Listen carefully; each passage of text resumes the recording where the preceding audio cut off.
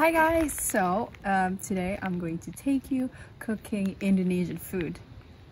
So maybe I should change to Indonesian. Anyway, hi! Selamat datang di channel ini, dan hari ini gue akan ngajak kalian masak makanan Indonesia di Swedia. Dan gue udah ada catatan mau beli apa aja. Gue akan masak satu resep yang bisa dilakuin di Swedia. Jadi ikutin terus video ini. Jangan lupa subscribe channel ini. Jadi kita langsung aja ke supermarket.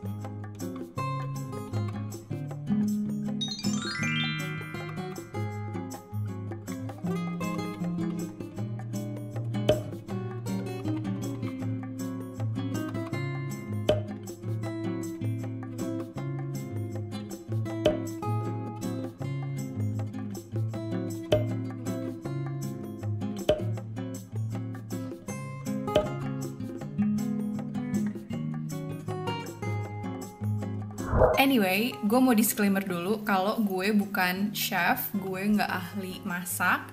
Tapi di video ini gue cuma mau nunjukin aja resep gampang Indonesia yang bisa dibikin di Swedia. Karena jujur susah banget untuk masak masakan Indonesia khususnya di Eropa menurut gue ya, karena gue pernah tinggal di London, Inggris, dan gue juga sekarang lagi tinggal di sini.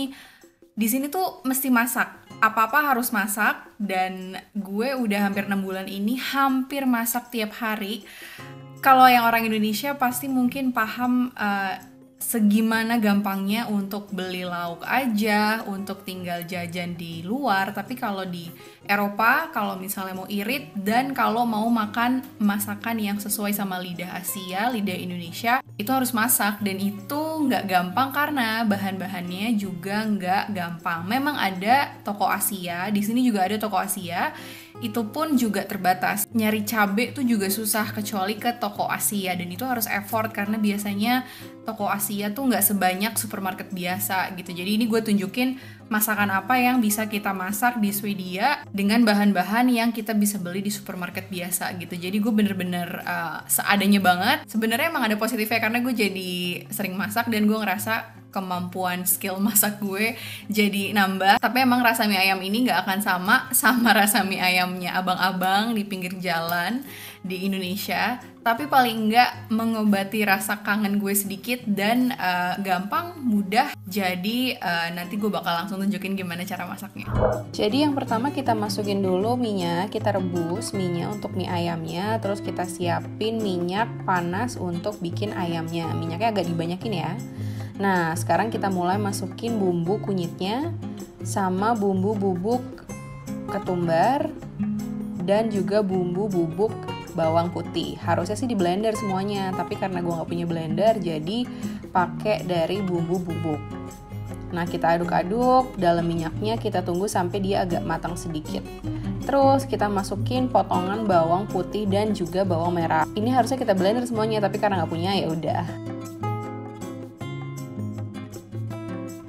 Kita masukkan juga garam sesuai selera.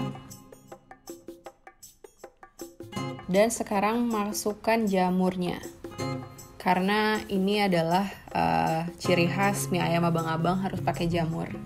Dan di sini baunya udah mulai kecium nih. Sekarang mie-nya udah matang, kita angkat. Yang kita rebus selanjutnya adalah sayur kolnya. Di sini karena nggak ada sawi, jadi pakai sayur kol yang ada aja. Sekarang ayamnya. Jadi kalau jamurnya udah nyatu, kita masukin ayamnya, terus kita aduk-aduk sampai cukup merata. Nah, sekarang masukkan kecapnya. Diaduk lagi ya teman-teman. Oh iya, jangan lupa mirin. Ini sih tapi selera aja sih. Yang terakhir, daun bawang, penting banget. Jadi pas semuanya udah masuk, kita aduk lagi rata dan ditunggu sampai jadi.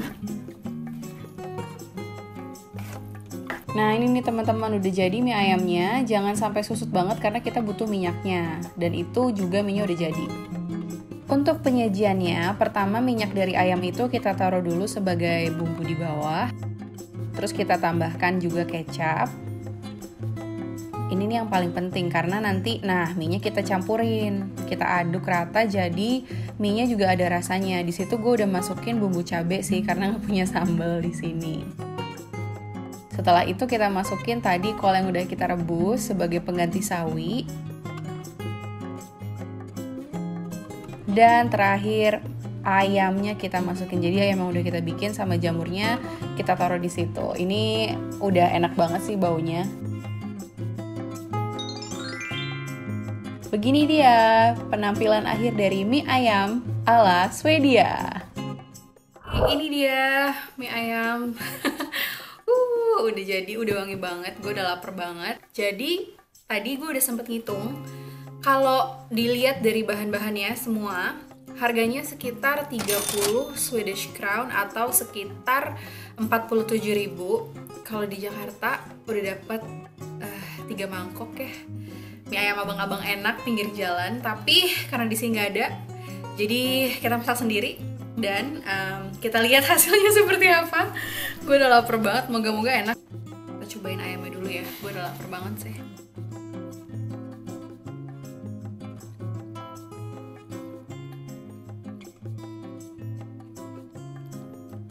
Asinnya menurut gue pas, tapi mungkin orang yang gak suka asin ini keasinan, cuma gue masuk asin. Yang bikin gue kaget adalah ternyata pakai kunyit bubuk itu udah cukup, gue nggak perlu blender kunyit. Ketumbarnya juga berasa, terus juga bawangnya berasa.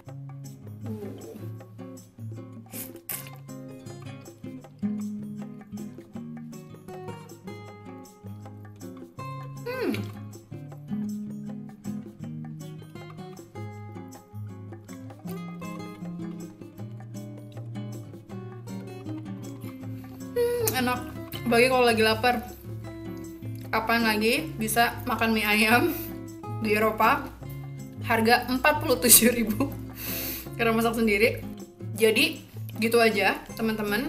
Makasih untuk yang udah nonton. Gue mencoba masak masakan Indonesia dari bahan yang bisa didapat di supermarket Swedia, karena memang mencari makanan Indonesia di Eropa, khususnya di Swedia, khususnya di kota kecil di Swedia itu susah banget. Jadi gue akhirnya memasak mie ayam seharga 47.000. Ya rasanya lumayan lah ya. Jangan lupa subscribe video ini, tombolnya ada di bawah sini. Dan untuk kalian yang punya ide pengen gue bikin video apa tentang Swedia, silahkan ditaruh di kolom komen di bawah.